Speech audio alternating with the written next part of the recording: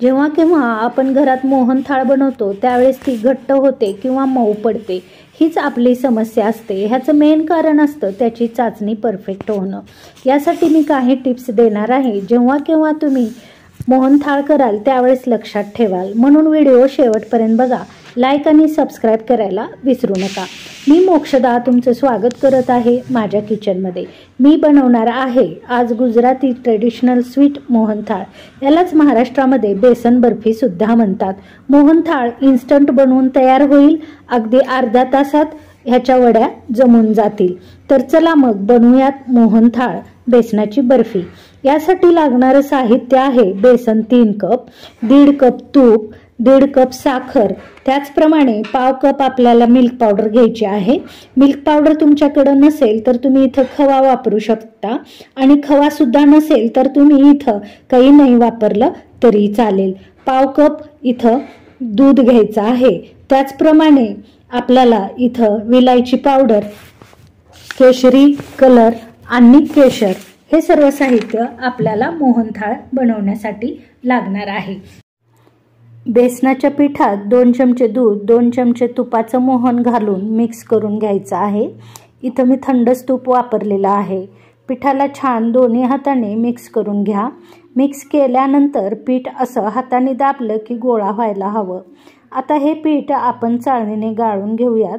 वरचं राहिलेलं पीठ मिक्सरमध्ये मोकळं करून घेऊयात। कढईत अगोदर तूप टाकून घ्या। पूर्ण घालायचं नाहीये आपल्याला तूप, इथं थोडंसं शिल्लक ठेवायचं आहे। हे तूप आपल्याला पुढं लागेल। तूप घातल्यानंतर 3 कप बेसन घालायचं आहे। गॅस एकदम बारीक असायला हवा। तुपामध्ये आपल्याला बेसन भाजून घ्यायचं आहे। बेसन थोडंसं रवाळ रवाळ घ्या। वाटल्यास तुम्ही हरभरा डाळ थोडीशी भाजून दळून आणू शकता। बेसन लाल रंगापर्यंत भाजायचं आहे। बेसनाचं पीठ भाजताना अगदी छान वास येतो पिठाचा। तुम्हाला आवडत असेल तर तुम्ही इथं 2 चमचे बारीक रवा पण वापरू शकता, पण बारीक रवा तूप टाकल्यानंतर आपल्याला लगेचच भाजून घ्यायचा आहे, आणि रवा भाजल्यानंतर मग इथं बेसन टाकायचं आहे। आता हे थोडंसं कोरडं कोरडं वाटत आहे। ह्या स्टेजला उरलेलं तूप आपण इथं टाकून घ्यायचं आहे।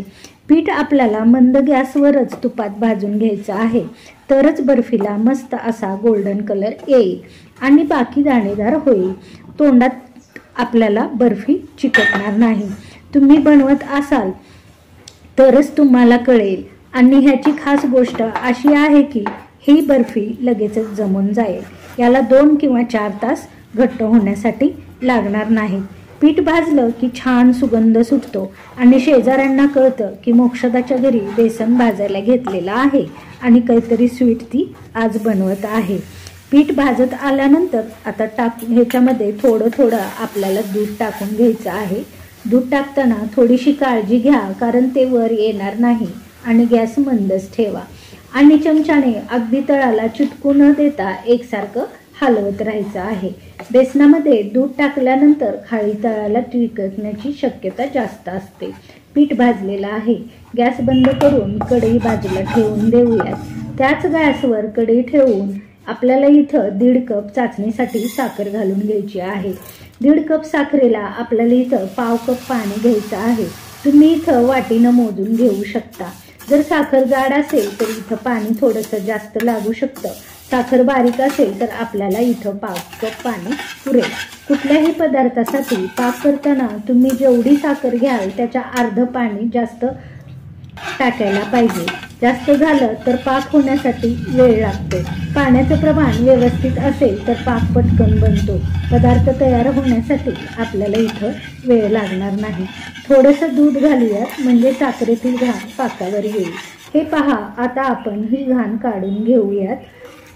आता यामध्ये थोडा केसराचा काढा घालून घेऊयात। तुम्हाला केशरी कलर वापरायचा असेल तर तुम्ही इथं 2-3 चमचे केशरी कलर पण वापरू शकता।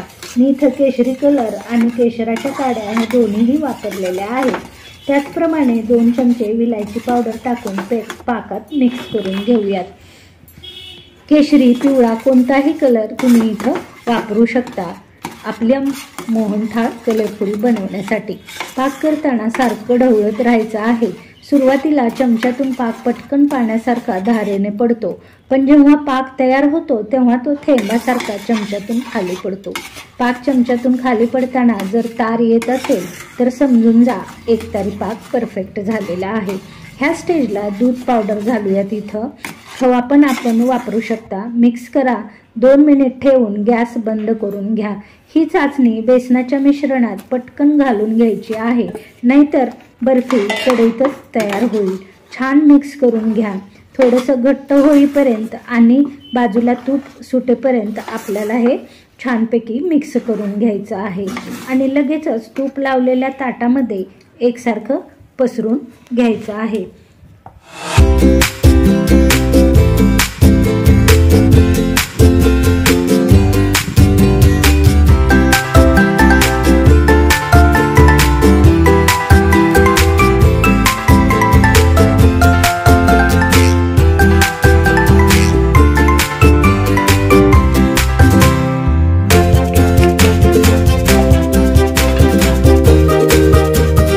इथं मी पिस्ता आणि मगज बी टाकून गार्निशिंग करून घेत आहे.